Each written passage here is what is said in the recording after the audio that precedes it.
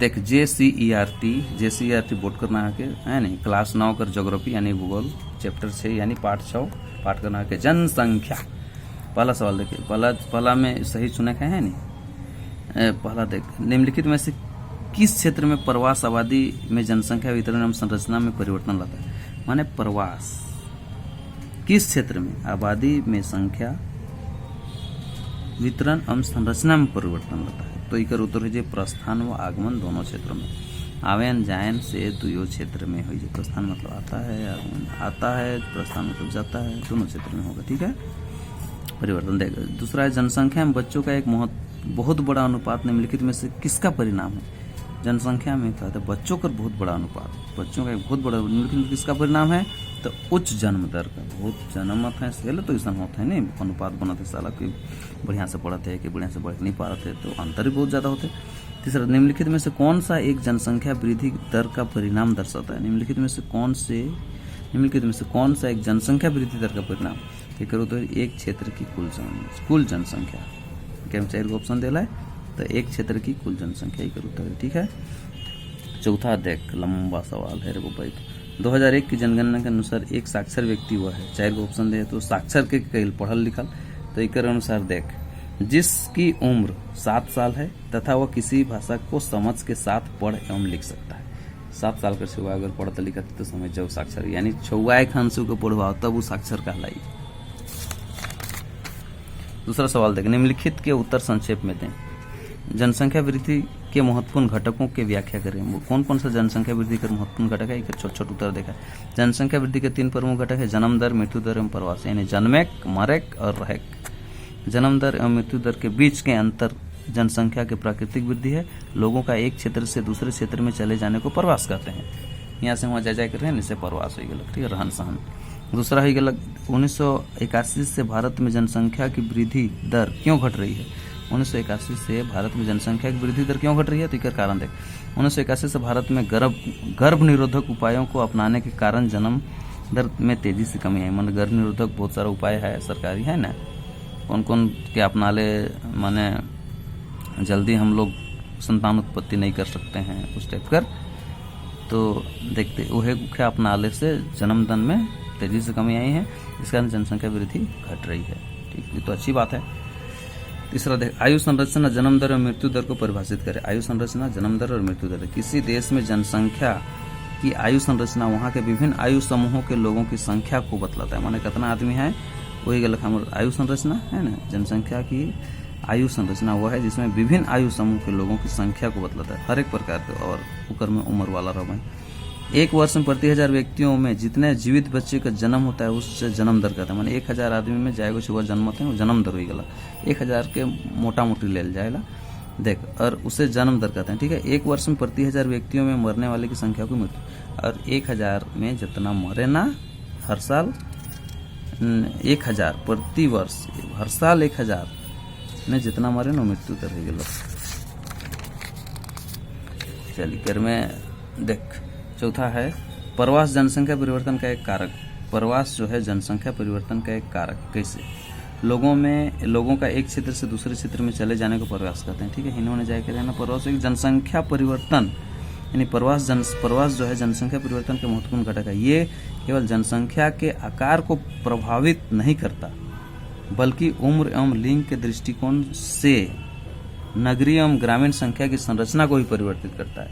जैसे गांव वाला हमारे शहर में गया तो शहर की जनसंख्या बढ़वे करी है नहीं, तो उस टाइप कर मतलब क्या कहते हैं, उम्र एवं लिंग के अनुसार बोट छोट किस तरह के आदमी जाते हैं दृष्टिकोण से नगरीय एवं ग्रामीण जनसंख्या की संरचना को परिवर्तित, यही अगला प्रवास जो है जनसंख्या परिवर्तन का एक कारक है। तीसरा सवाल है जनसंख्या वृद्धि एवं जनसंख्या परिवर्तन के बीच अंतर स्पष्ट है। जनसंख्या वृद्धि किसको बोलते हैं?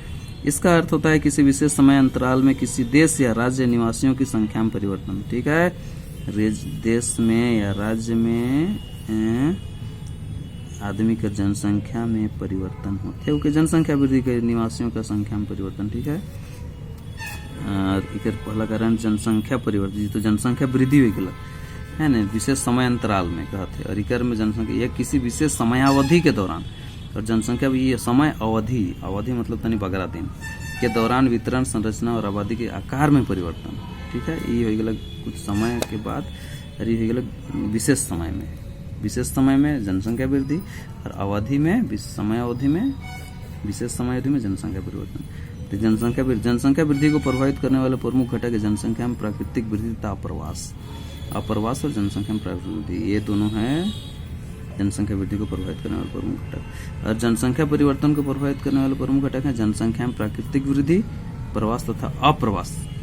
प्रवास भी है और अप्रवास भी कर में खाली अप्रवास है। ठीक है, चलिए कर में हिन्ने और हिन्ने छोड़ दूँ ताकि उसे लिख सके। चौथा सवाल देखा, व्यावसायिक संरचना और विकास के बीच क्या संबंध है।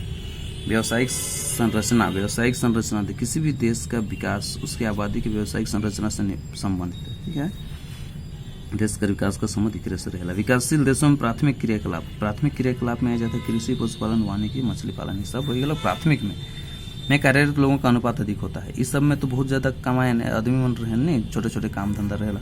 जबकि विकसित देशों में द्वितीय एवं तृतीय क्रियाकलाप, जैसे विकसित देश हो गया जीवन रोजगार देना, जैसे उद्योग, भवन एवं निर्माण कार्य तथा परिवहन, संचार, वाणिज्य, प्रशासन तथा सेवाएं, ये लगता नहीं बड़का काम में कार्य करने वाले लोगों की संख्या का अनुपात अधिक होता है। तो इकर में बहुत ज्यादा आदमी कमाई जाए तो इकर अनुपात ज्यादा है नहीं। तो यह कहते हैं व्यावसायिक संरचना और विकास के बीच क्या संबंध है। तो व्यावसायिक संरचना है नहीं, मतलब एक प्राथमिक क्रियाकलाप में लोगों का अनुपात अधिक होता है और इसमें लोगों की संख्या का अनुपात अधिक होता है। ठीक है, प्राथमिक कार्य और द्वितीय को तृतीय कार्य। पांचवा सवाल क्या कहते हैं, स्वस्थ जनसंख्या कैसे लाभकारी है। स्वस्थ जनसंख्या देख, स्वस्थ जनसंख्या मतलब स्वस्थ जनसंख्या देख, एक अस्वस्थ व्यक्ति की तुलना में एक स्वस्थ व्यक्ति बहुत अधिक कुशल और उत्पाद होता है। शरीर स्वस्थ रही तो हर तरह का काम धंधा बढ़िया से करें। दूसरा कारण है, एक स्वस्थ व्यक्ति अपनी क्षमता पहचानने के काबिल होता है तथा सामाजिक और राष्ट्रीय विकास में महत्वपूर्ण भूमिका निभाता है। जो आदमी स्वस्थ है वो नहीं अपन समाज के बारे में सोची और देश के बारे में सोची। और तीसरा देख, स्वस्थ कर्मचारियों का अनुपस्थिति कम होती है, मतलब जो स्वस्थ रही ज्यादा दिन तक काम धंधा करी, जल्दी छुट्टी थोड़ी ली। छठवां सवाल बता, राष्ट्रीय जनसंख्या नीति की मुख्य विशेषताएं क्या है। राष्ट्रीय जनसंख्या नीति की मुख्य विशेषता है, देखिए कर ये तो तनी जाने के लायक है, 14 वर्ष से कम आयु के बच्चों को निःशुल्क शिक्षा प्रदान करना, वो तो तोहरे मन करो था। शिशु मृत्यु दर को प्रति 1000 में 30 से कम करना। छुआ मन जब मोरन नहीं तो 1000 में कम से कम 30 से कम है जेव कल बकरा नहीं है चाहिए, ये टारगेट रहेला। व्यापक स्तर पर टीका रोधी बीमारियों से बच्चों को छुटकारा दिलाना, समय समय पर टीका लगावा, बीमारी से दूर भगावा। लड़कियों को शादी की उम्र को बढ़ाने के लिए प्रोत्साहित करना, जल्दी शादी ब्याह नहीं करना है, उसको थोड़ा मैच्योर होने दे लेना है, ये छोड़ी मानकर बात है। ठीक है, मैंने लड़कियों की शादी की उम्र को बढ़ाने के लिए प्रोत्साहित करना। परिवार नियोजन को एक जन केंद्रित कार्यक्रम बनाना, परिवार को सीमित रखना है, इसके बारे में जागरूकता फैलाना है, मतलब ये जो कार्यक्रम है उसको जन जन तक पहुंचाना है। देश से विवाह और देश से संतानोत्पत्ति को प्रोत्साहित करना, माने देर से विवाह माने जल्दी बियाह न करे और जल्दी छुआ पुता न पैदा करे, इस सबको भी सिखाना है। किशोर किशोरियों को असुरक्षित यौन संबंध के कुप्रभाव के बारे में शिक्षित करना, माने छोड़ा छोड़ी मन है नहीं उके असुरक्षित यौन संबंध के बारे में, माने उकर का प्रभाव है नहीं, मान ले कुछ गड़बड़ सड़बड़ कर दिला तो कितना तरह का घाटा लागेला, उस सब के बारे में बताना बहुत जरूरी है। डंटा मार मिली रे बाप, इस सबको नहीं पता मन कैसे काम चली। सरकार कर भी जिम्मेवारी, हमार भी जिम्मेवारी, बड़का जिम्मेवारी है कि गर्भ निरोधक सेवाओं को पहुंच और खरीद के भीतर बनाना। देख, गर्भ निरोधक सेवाएं तो नहीं लाजाएगा कि नहीं बेचन, लेकिन बात है कि जरूरी है कि अपना से अपने आप के कंट्रोल करे कर क्षमता सबक में हो, मायर के ठीक कर दवाएं है नहीं। तो आप तो सब बोर्ड बैठ गए तो इस सब जानना जरूरी है नहीं, नॉलेज नहीं रही तो गड़बड़ तो होएला।